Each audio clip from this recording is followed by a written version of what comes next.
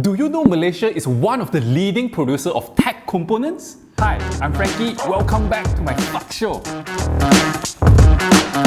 Malaysia accounted for 6.3% of total worldwide E&E exports, and over the years, we have experienced an exponential demand for electronic gadgets, from watches, earbuds, and even cars in recent years, thanks to innovation and advancement of technologies. To make those gadgets, the world has built a strong network of global supply chain to support productions. The size of global semiconductor market is expected to increase 13.9% in 2022 and continue to grow by 4.6% in 2023. With the world expecting tech to grow even more, it's natural that Malaysia will benefit from it as well.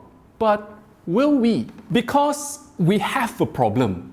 A labor problem. Today, the industry needs at least 14,000 local and foreign workers, 2,004 engineers, 1,006 support staff, and 450 expatriates to meet the workforce needs of the E&E sector. Some are saying the labour shortage issue in Malaysia is at breaking point. We may miss a golden opportunity to capitalise on high growth for semiconductors and could suffer production losses because of this acute shortage of workers. When it comes to hiring, companies usually start with local talents because there is less hassle dealing with work permits and other expatriate packages to compensate foreigners to relocate to another country. Nonetheless, companies still welcome foreign workforce to work with them if they are the right fit for the job. But in recent years, Malaysia seems to portray a resistance towards foreign workers. From limiting the number of foreign workers to be capped at not more than 15% of total workforce, to the changes made to tighten the requirements to qualify for MM2H. Personally, I think MM2H is the brilliant program to attract high-skilled labourers to Malaysia. Perhaps the intention is to save those jobs for our fellow Malaysians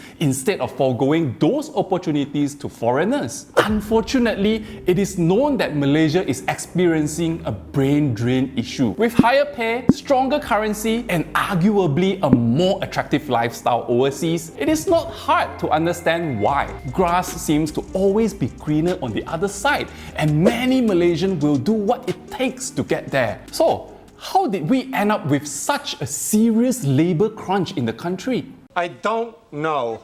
I think it's a combination of spillover of things that are happening around the world plus consequences of our own doings. Under the 12th Malaysian Plan, our government came up with an ambition to transform Malaysia to be a high-income nation. The idea in the plan is that by restricting the entry of low-skilled foreign workers into the country, it forces local companies that have been relying heavily on those workers to automate their operations as well as move up the value chain. But the problem is, Malaysians who are capable of such high-skilled jobs tend to prefer to work overseas in countries that offer better career development and therefore wages. In the end, we are left with low-skilled workers and low-paying jobs. In order to address the labour crunch issue in the tech sector in Malaysia, we need a more dynamic approach to ensure that we organise ourselves to rise, or we may be doomed as others rise further and overtake us. In the immediate term, we need a rescue plan to help the local tech companies and provide resources that are readily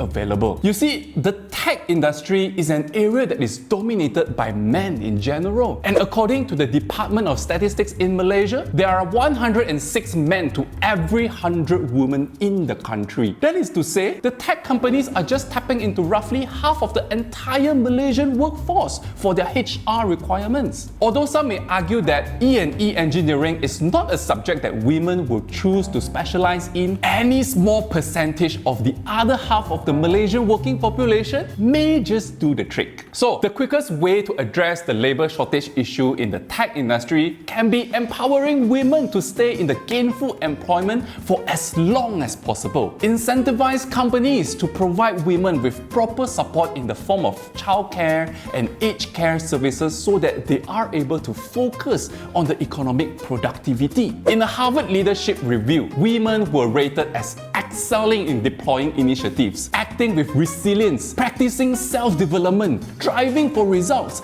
and displaying high integrity and honesty. These are essential qualities to boost productivity and help ease the labor crunch or the labor shortage issue without much needed from the stakeholders. Secondly, the reason tech companies require a huge number of high-skilled workers is because they are heavily invested in research and development for future product offerings. To be honest, some tech companies are so eager to get their hands on such workers that they are willing to pay very attractive wages to new hires. Yet, they are unable to obtain enough people to do the job. What if they work with universities to conduct research and development for them? Partnering with education institutions like the universities often give tech companies the opportunity to tap on the best resources and the best talents to explore out-of-the-box ideas. It also provides the students with a chance to experience real-life working environment before graduating into it. All it takes is for the government to provide more grants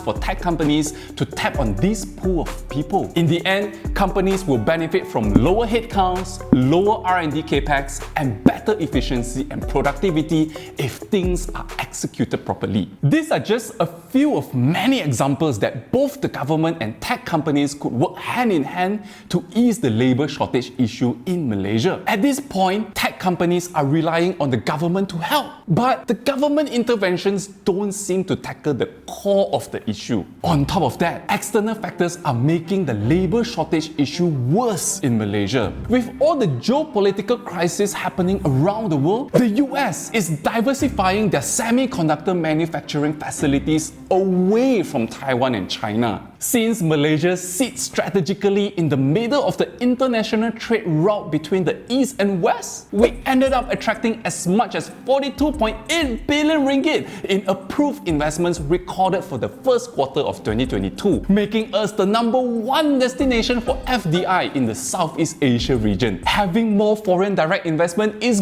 great, but that is going to dig a bigger hole on the labor shortage issue if we continue to just be reflexive on the way we handle the problem. We must remember that the tech companies in Malaysia are part of the global supply chain. When we fail to support the supply chain, the orders will go elsewhere. Unfortunately, we seem to be quite complacent with what we have already achieved so far because prices of chips are increasing day by day. The truth is, we are not producing enough with the speed that the world is changing. As a result, we are leaving big money on the table. With that, it looks like Malaysian tech stocks may fall behind its peers from other countries. That's all we have for today. #Fuck